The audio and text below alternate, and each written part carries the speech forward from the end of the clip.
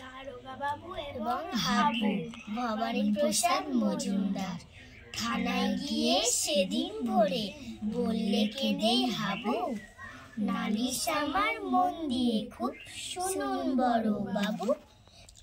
চারজন ভাই আমরা একটা ঘরে থাকি, দুঃখে আমি সারাদিন রাত ভগবানকে ডাকি।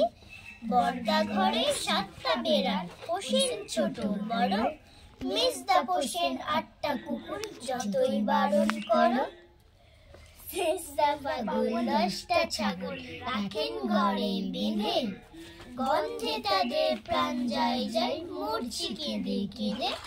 দারোগা বাবু বললে হাবু, তোমরা কি সব ভুলো, সবাই খুলে রাখবে ঘরে দরজা জানালাগুলো।